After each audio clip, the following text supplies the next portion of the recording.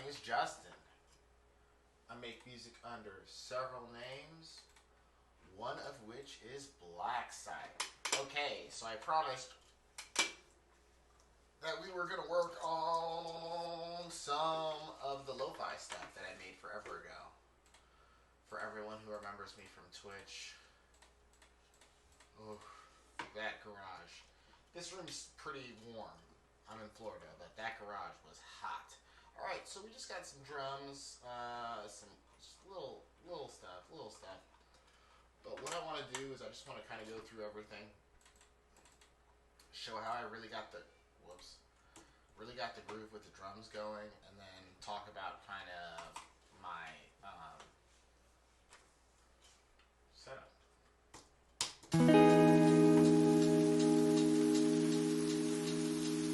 So I would say,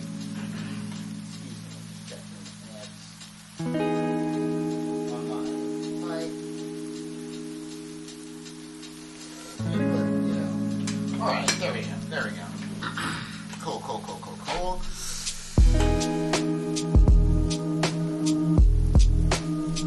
There we go. Alright. So,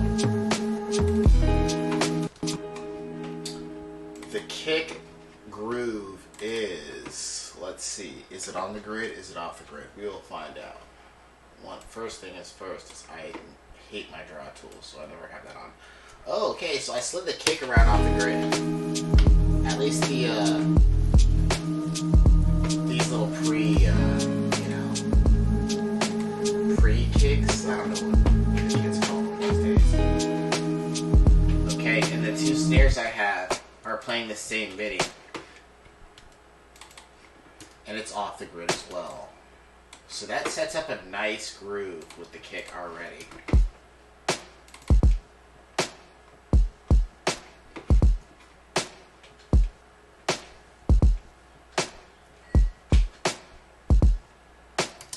Nice groove with the kick and the snare, just kind of playing with certain parts and making sure they're off the grid. You can keep almost most of the instruments on the grid, and if you swing a few, it's just enough, you know? I find in tech house, that's like a thing that a lot of these producers get away with, where like everything's pretty much pretty tight, but there'll be an offbeat clap or a accent hi-hat or something like that. Even the vocals starting a little bit late, a little bit early. That just helps everything sit together a little bit more emotionally. You know, it feels more real. And that's kind of what we're always going for.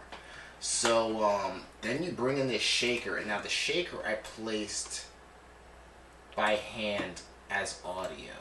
So here, let me just open that up real quick. Get that in view.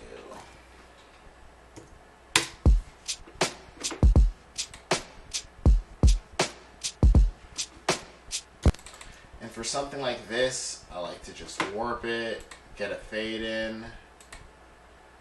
And now, in this case, I kind of want to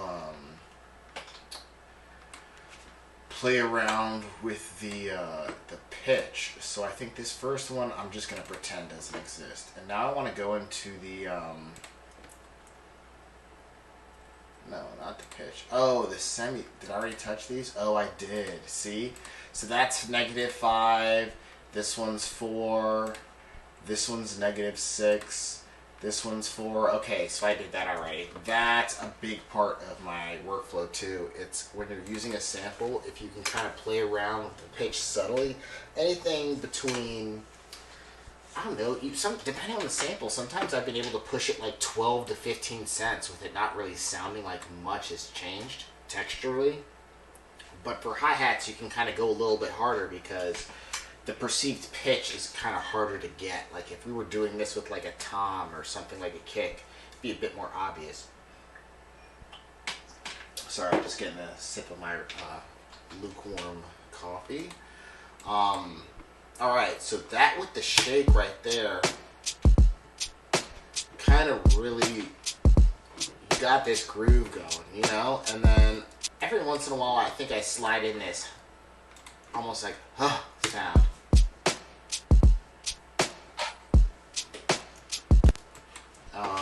Just to pop it up a little bit.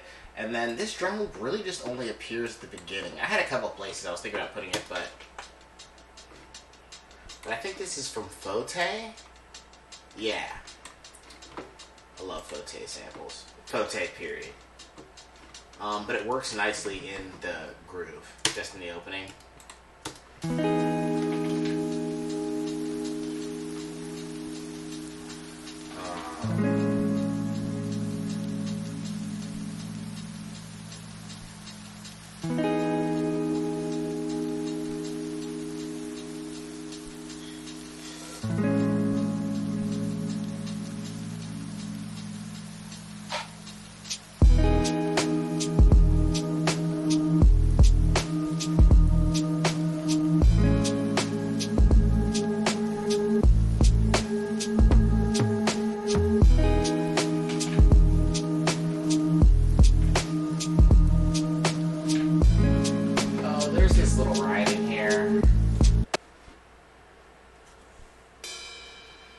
And then,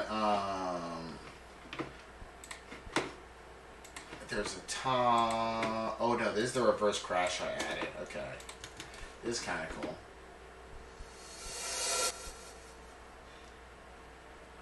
I just have it going to, whoops, hold on. I have it going to, where are you? No.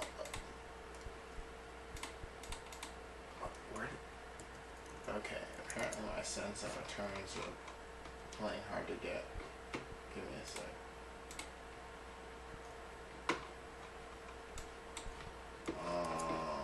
View, sense, returns, performance impact. Okay. Where is that being sent to?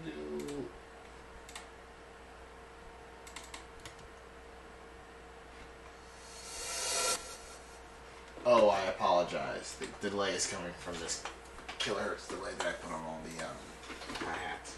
I fucking hate myself. I mean on all the rides. Okay, there we go. And the tom, I think I put that already in the other video, but I'll show it again. So basically we have a tom signal, panning left, left, right, and then we have a reverb signal. And that's the same thing, panning left, left, right.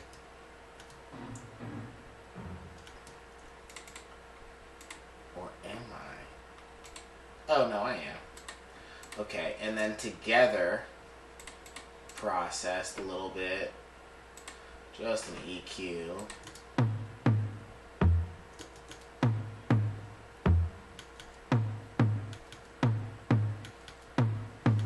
And I think I might take this signal and swap it at the end. Let's see if we can get a little bit more of a stereo effect out of that. So I'm just going to come to the utility, come back over here, drop that bad boy on the end, go swap.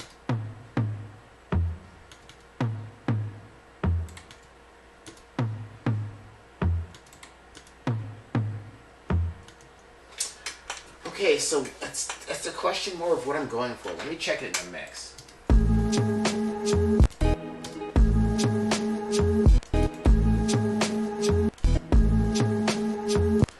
Subtle, so I'm gonna keep that on, and then let's just check that all together real quick.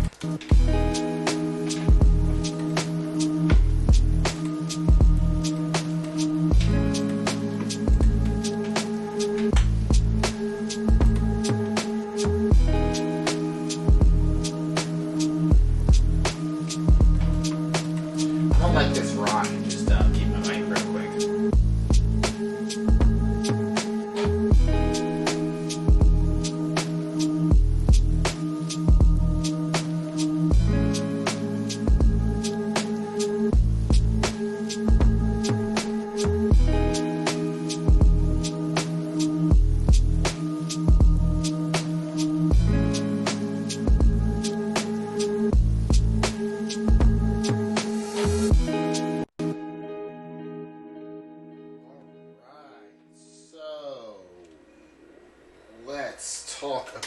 the 808, really just not even that big of a deal. It's a one shot, just to see. I like to sometimes, if I can, just use one shots in a sampler. I love samplers so much.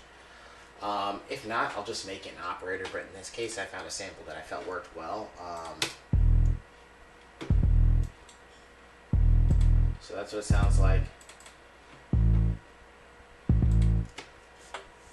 I just pushed it a little bit. I can play the sample without it and then with it.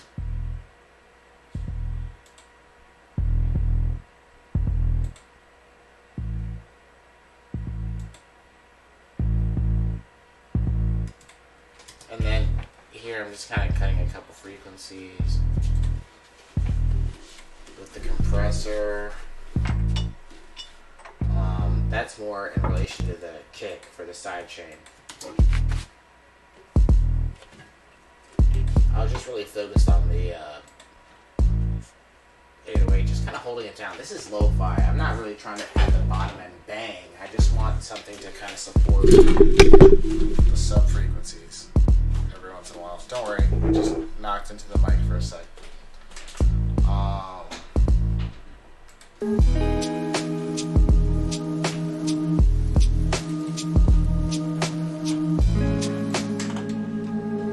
And I love these.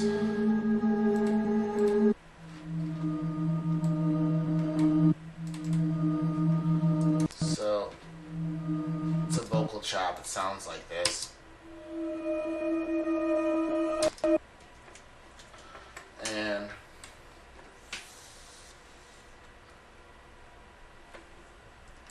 I think I might take that just because it sounded kind of cool. We're going to just keep that, pitch it up an octave whenever we bring it back in, which is like 2 times. So like it'll go like... There we go. I like that. I like that.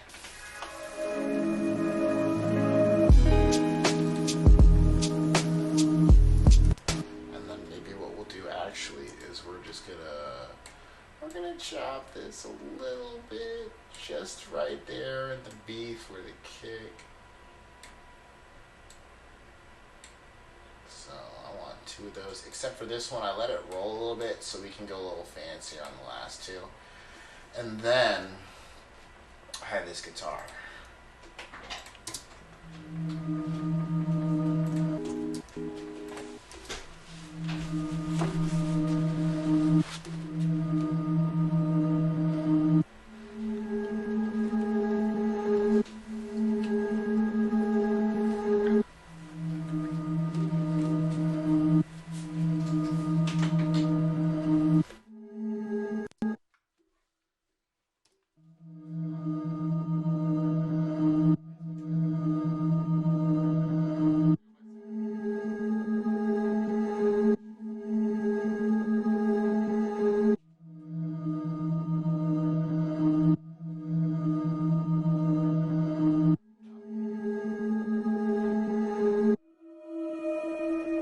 Alright, so we're listening to, I forgot, I was trying to play both these together, I'm dumb.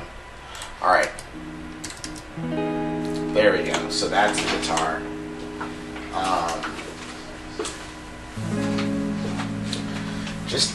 Just to, I think one is, yeah, pitched out. That's it. I think I put the tiny fade on them. Yeah, just a baby fade, just to get it to a 0 crossing right before the clip ends, that's it. And then, you know me. So with my rain, I do a lot of different things. So in this case, what I did was I had it coming in kind of hot, EQ'd it, soft clip with a hard attack, hard release, aka super fast times, and then a ratio of 10. And then I kind of basically was playing around with the volume in the clip view right here until I got that clipping kind of going. Then I turned it down by whatever, -24. Then I EQ'd it again, mostly for some of the snare sounds that kind of pop up in here, and I'll probably actually turn that down to -6 and tighten it up a bit. And checking the lufs, still very quiet, cool, side chaining into the kick, side chaining into the snare groove, again, pulling another hit, oh wait, no, that was the earlier EQ, wasn't it? Yeah, okay, sick. What did I skip? I skipped something. Oh no, I have Rain on Drums, which is a preset. I love it. It's sick. Where is it? So if you go into packs, into hybrid reverb, it's there. It's right. Hold on. It's right. Drum presets. Then it'd be Rain on Drums, like right there. I titrated the dry wet a bit, and the decay and the size, but other than that, I didn't touch the EQ. And then I sidechain it again, then I pull the snare again, then I sidechain again, and now we have it kind of bouncing around, right? And if I play it, if I turn up the volume with the kick and the snare, like, it'll still work very well. So let's just take it to like 0.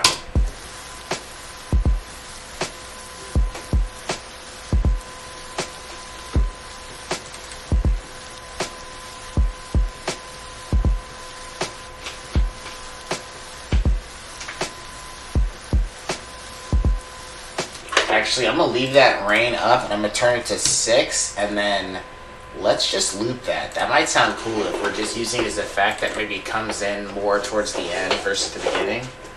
But let me mute my mic real quick, and let's see how that plays around in the space. Let's go for this. I like this section instead. Let's go like here.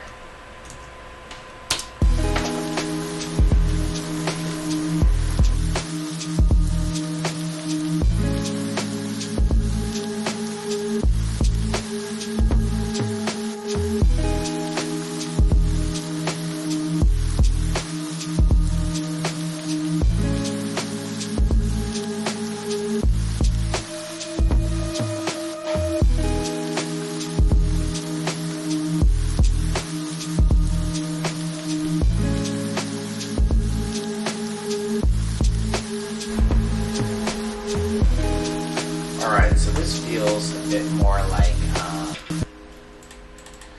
not the vibe. So I want to take that back to like, let's just go to 0. Let's go to -4.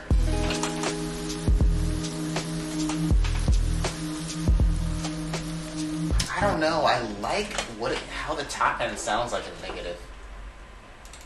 Hold on. Like at lower volumes. Oh, I turned my master to -6 at one point by accident. Whoops. There we go. Yeah, no. Oh, I see what I did. I turned. Yeah, but I like it at lower volumes.